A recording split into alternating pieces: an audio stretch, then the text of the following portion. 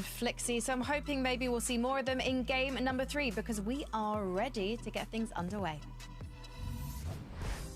I've got great news for you, Frankie, because with the way that Veno, Vico, and Flixie have been playing so far today, if there's one thing I can expect to see in this match, it's them trying to get active with another trio, possibly even more. But one thing is also for sure here, Takada, Demon's Domain actually up for grabs. Up for grabs, that's true, and I'm thinking who would take it. I would think, top of my mind, Podosai is the trio that ended up leaving Demon's Domain after, the potential exchange between Quasi, Swizzy, and Merstash, but time will tell. We'll see who does end up dropping there. On the other hand, they were talking about consistency. Pink's trio, Akiro's trio, both looking incredibly consistent. So I'm excited to see if they can keep that up, or maybe if one of them can end up securing that victory royale. Yeah, ultimately, every single one of these teams is going to be aiming to play for that consistency metric. So now with Game 3 underway, we'll get to see what happens next.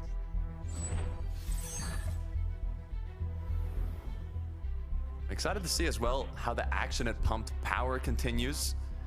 It's been a tough early game for all the trios in that surrounding area. Even Supernova Academy has also had a lot of difficulties, not only off spawn, but also during their rotations.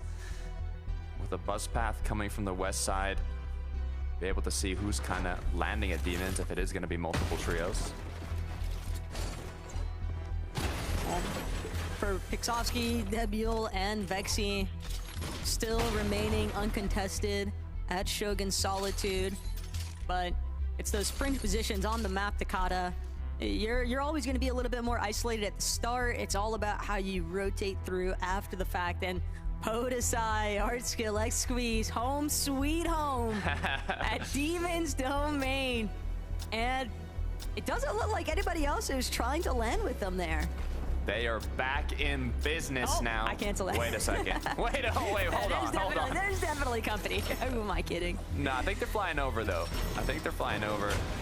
So, Demon's Domain should be good. Yeah, they're on contested now. And look, I'm not trying to put them down here, but they do have 0 points going into this game. So, hopefully now, back at their drop spot, they can feel comfortable once again and get a big match here to put them back into the running for that consistency leaderboard. But back at Canyon from uncontested last game to now being contested.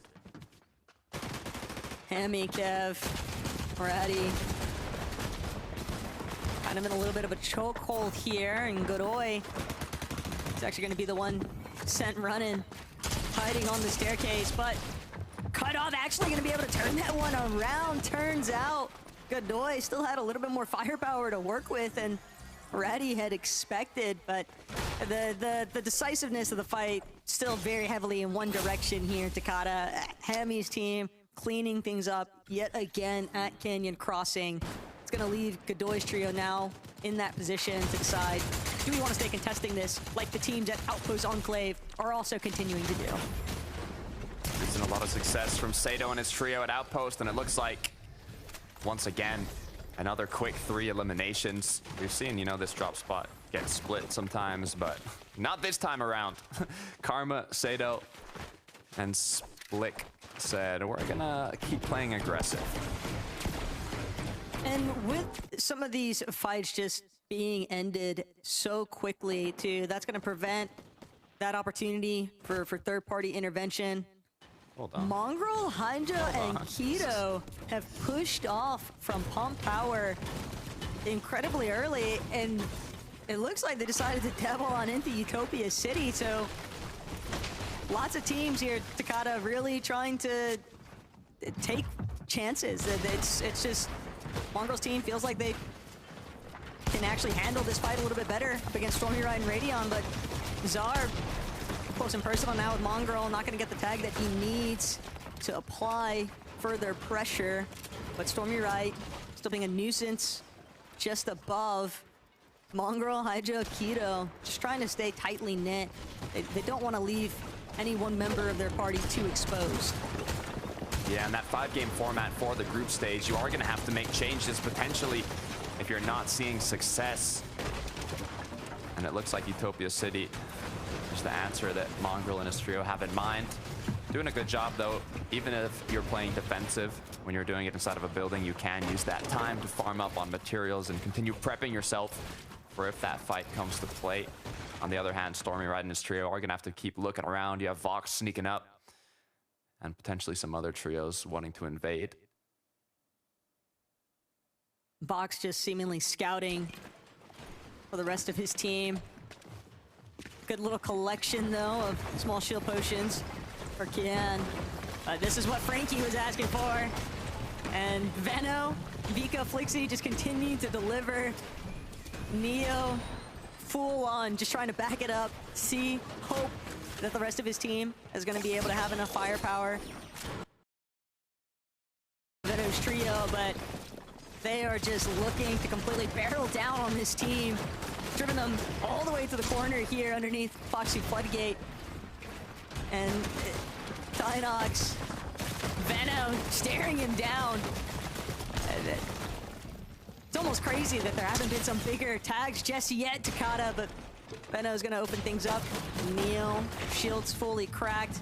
Veno now trying to travel underneath, see if he can make separate flank approach.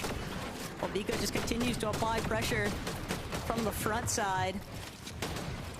Neo, though, he's got a good read on the encounter here, Takata. He's making sure that he keeps a good read on their back tarp. And Vico, it doesn't matter. He's still just going to break through regardless.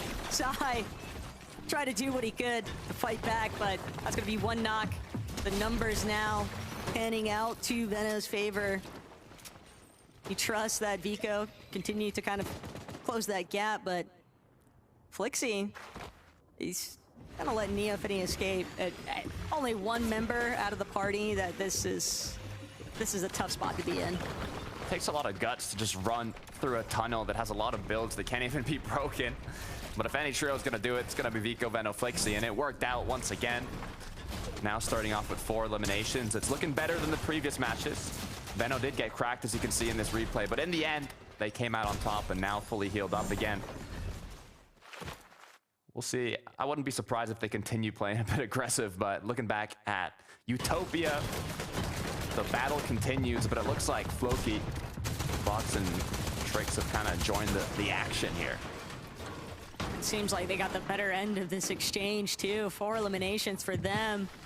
All the while, Mongrel, Hi Joe are the only ones alive from their team, and they're not very healthy, but Ivan, Ortiz, Ifrozi, now in giving Vox's team a little taste of their own medicine.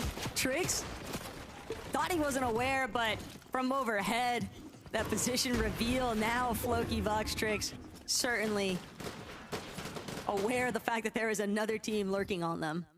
I'm feeling left out now. It seems like we didn't get invited to the meetup at Utopia. Half the lobby did, though. As the fight continues, exchanges back and forth as Hijo is just gonna kind of play it safe here. Hope maybe an opponent lurks through one of these walls, but it's a full trio. Could make it that much more difficult. Floki on the other end, already 4 eliminations, kind of just looking to add to the ticker.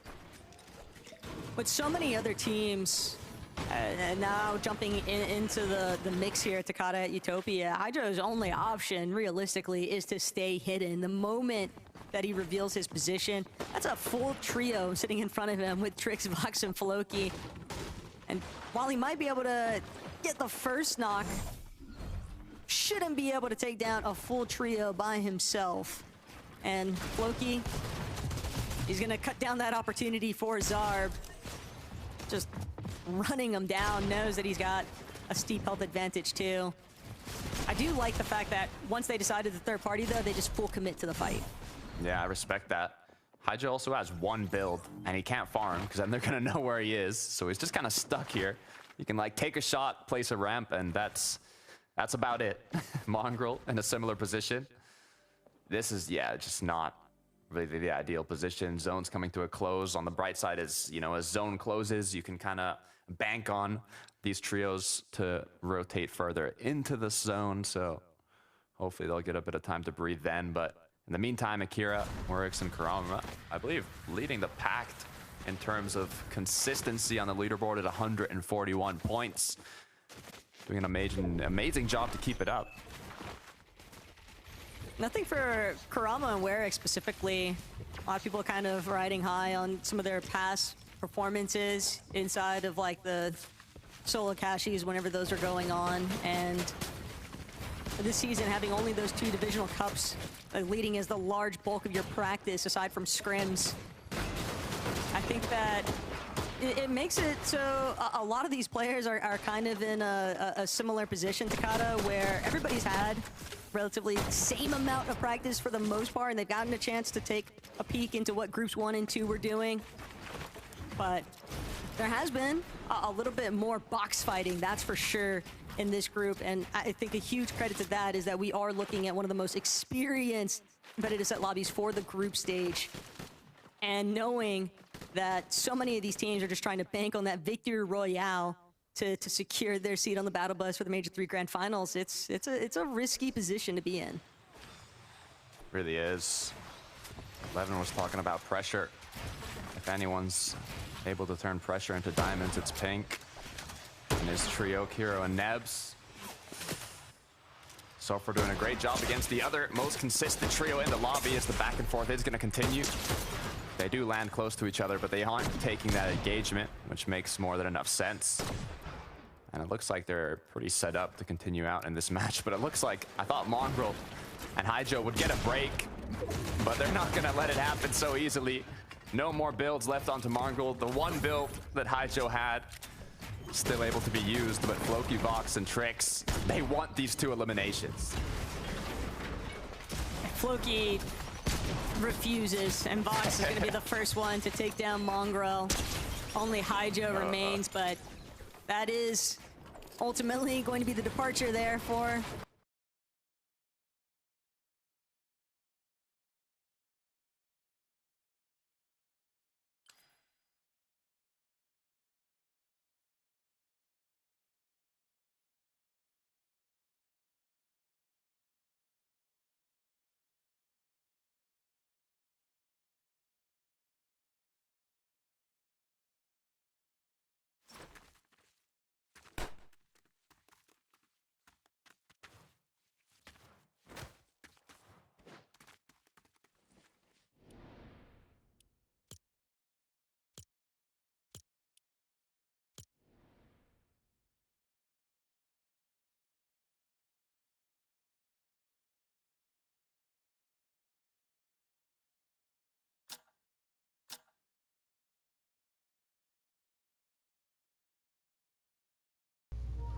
Fortnite not let me today.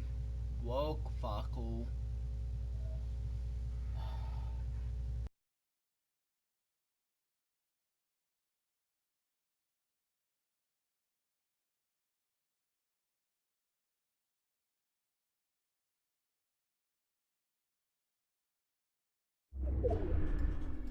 aim to decide we're just gonna peel back from this. We don't need to keep eating free surge damage, burning through our limited resources. Reposition and then look to make a different approach, but they are definitely hunting for a fight. Another trio that could be hunting is Split here, as we can see after they not only got 2 quick eliminations from the reboot, they are still hunting in Storm. Picking up one after another. Vexy, Debule, and Pisovsky almost made it to zone, but there is one trio in their way. And even with those med-miss grenades, certainly a pretty big investment from some of these teams looking to get these dead side of zone positions, and they're tanking up a lot of early Storm damage. That Storm Sickness could definitely be a threat.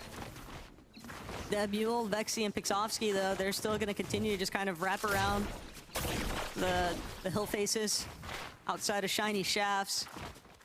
And they're not going to be the only team with the intentions of trying to find a little bit more of an isolated spacing from the rest of the lobby. It's all about keeping a firm grasp on that Storm Surge threshold. And some of these teams that are going to be late stragglers like Axe4, CZB, and Nathan, just got to be real careful, and that's a big part of the reason why we see so many teams also continue to take these dead side options to Kata, is because they know if they just try to white line in, they're going to be picked apart by the lobby. Yeah, but the issue is, you know, ideally you'd say, you know, actually just take this safer rotate every time, but taking a safe rotate also means you're not going to run into a lot of players, and not running into a lot of players minimizes your chances to get damage, which is heavily needed, especially in this current meta. But, you know, I'm hoping that they've already gotten enough damage, or at least they'll be able to find some once they make it into zone. Loki Vox Tricks, on the other hand, do not need to worry about that at all with the amount of eliminations they've already secured. Oh, I guess picking back up then with what I was trying to hint towards earlier on, if you are a team that hasn't had a whole lot of success in these first 3 lobbies, what do you think it's going to take to kind of flip it for 4th and 5th? You know, we've talked about this previously, and sometimes you got to take those risks, and those risks might be fighting a team like this in zone to be able to get that extra loot you need to increase your odds in the late game. At some point, you're going to not even be playing for that consistency and just playing for that big win, that big game. As Sai hits an initial shot but takes damage just as quickly as he hit his opponent. And being in Foxy Floodgate zone quite far at this point, already in 5th, you got to start to think, is it really worth it? Doesn't look like there's any white heals here for Noms, Mystic, or Slowly either. So Mystic trying to see if they can just depend on Siphon, turn things in their favor, but Neo just open season onto Slowly, and Mystic will fall too. A clear trio wipe out of... They just manifested that from thin air, Takata. It did not look like Sai, Neo, and Tino were going to get that active, but they knew they needed a big play. They needed more material for how much time they just invested getting stuck here at Foxy. Yeah, got the job done. Have the launch pad close by too, but still quite a ways to go. It kind of depends on how many trios are also going to be waiting for them once they get closer to that zone. Kyrie and his trio here right on the edge. Just waiting for the moment to strike. And Casper and Prism were a couple of members that I think over the course of like the last year and a half, we've seen highlight reel moments out of those two. And even for Kyrie, you know, there've been those pop-up instances, but they're trying to play that consistency game. And as long as they can maintain a good grasp of that surge threshold, that seems to really be the differentiating mark between a lot of these teams in the lobby. A little bit awkward now, though, for Cringe, Raku, and Fito. They're boxed up pretty early on, but they know they're not out of the woods just yet. They're still kind of hoping that they can just stay away from everyone else in their current position. They'll have to move in as the zone pulls away from them. But some good shots means that the team on height aren't going to be able to keep looking at them while they have to take time to heal.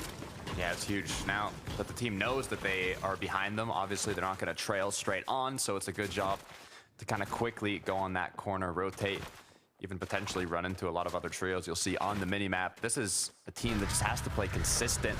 Now at 129 points, the cutoff to be in qualifying range through consistency was 66 points going into this game, so they're doing a great job to manage that. The Buell, Vexy, Pixovsky, nice little pull, putting them center zone, as now they're just going to reinforce their base and get ready for the opposing teams to roll on it.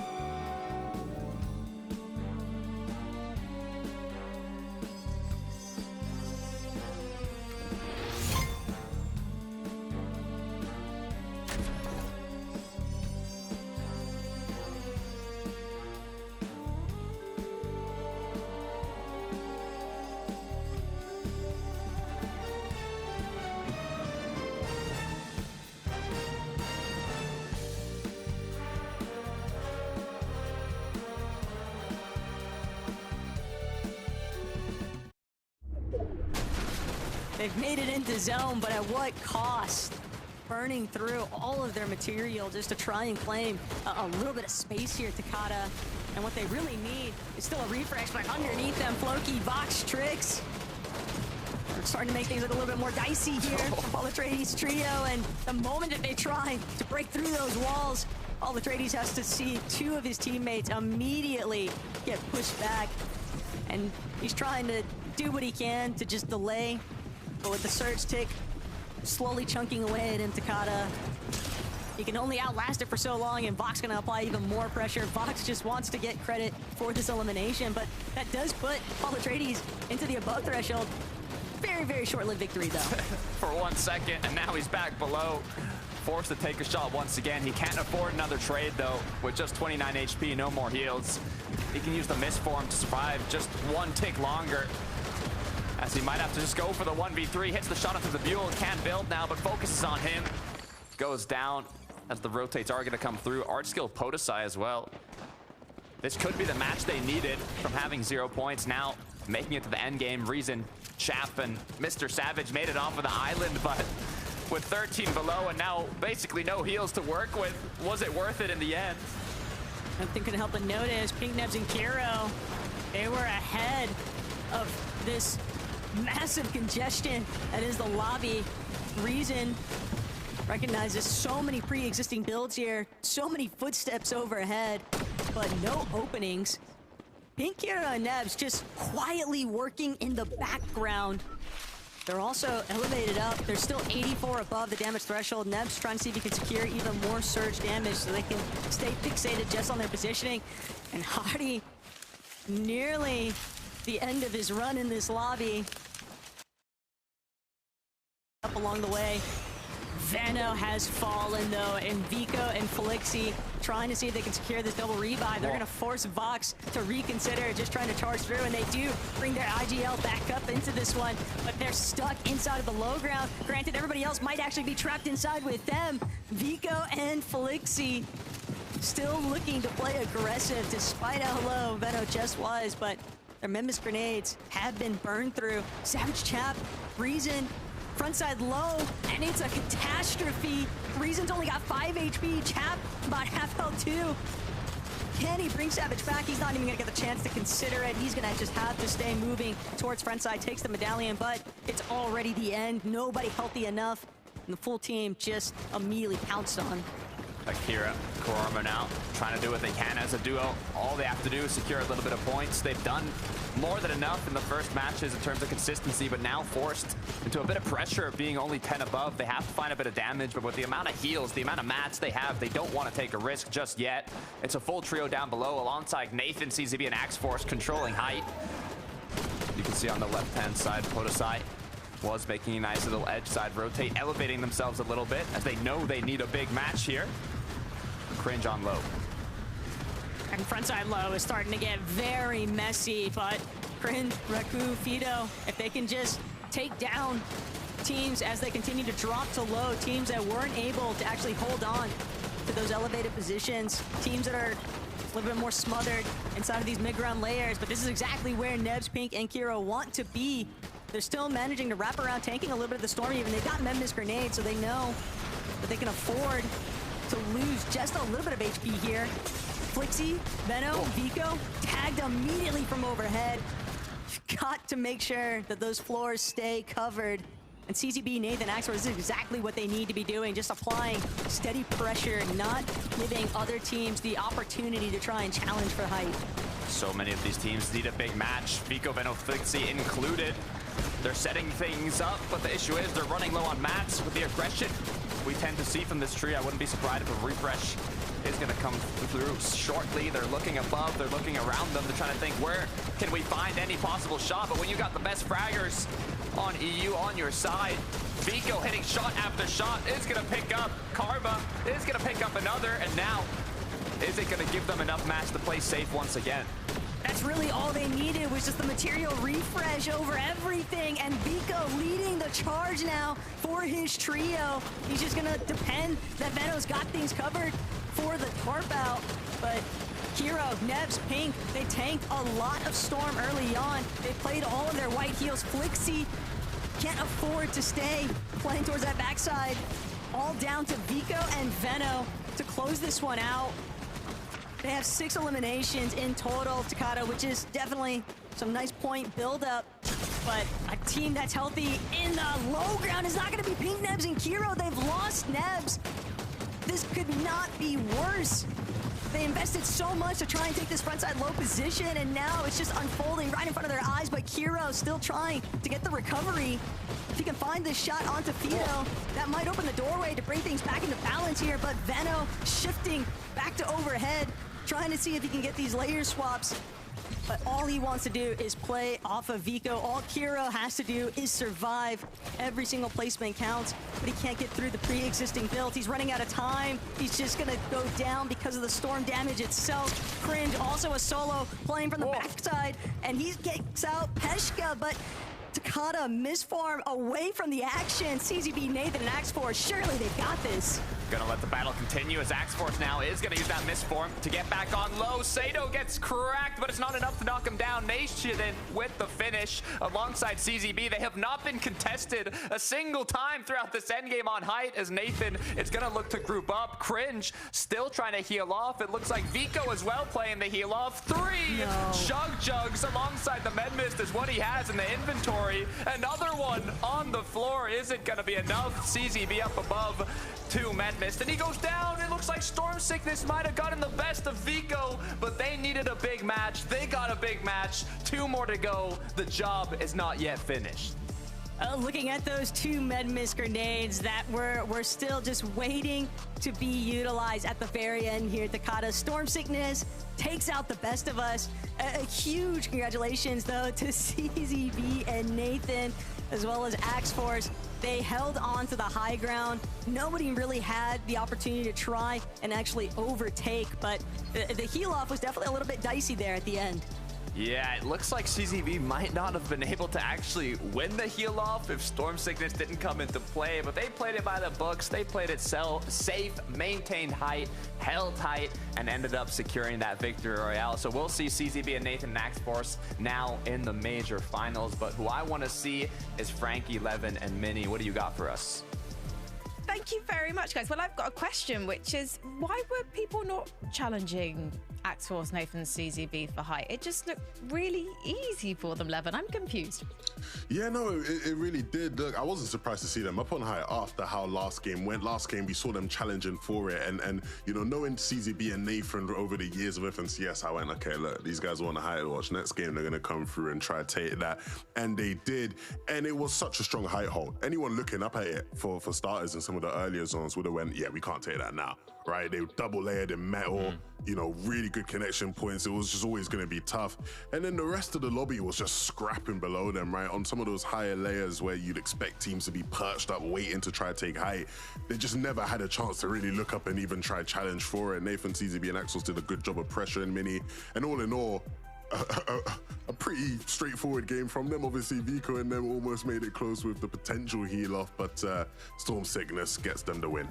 Yeah, the Storm Sickness ultimately took down Vico. He had so many heals right there at the end, but I think it was a really nice height hold. I think the zones helped as well. I think it was the 11th zone that actually pulls back on them. So the fact they invested a lot of those builds early on was really beneficial. If 11th zone pulls really far, then they're going to have to drop down and try and play those mid-ground layers because they've invested all those materials. But because that zone then ultimately the 12th zone pulls back over those old builds, they're able to stay up there and people can't really look up at that point. So really well played from those guys, and I'm excited to see them in major finals. We often see CZB and Nathan dominating in these sort of sectors of the competition and these sort of group stages. So I want to see them now kick on and do that in Grants. Yeah, great news for Nathan, CZB, and Axels. And also great news for us because Vico, Veno, and Flixie are back in the lobby. And hopefully we're going to see big things from them and the rest of our trios after the break.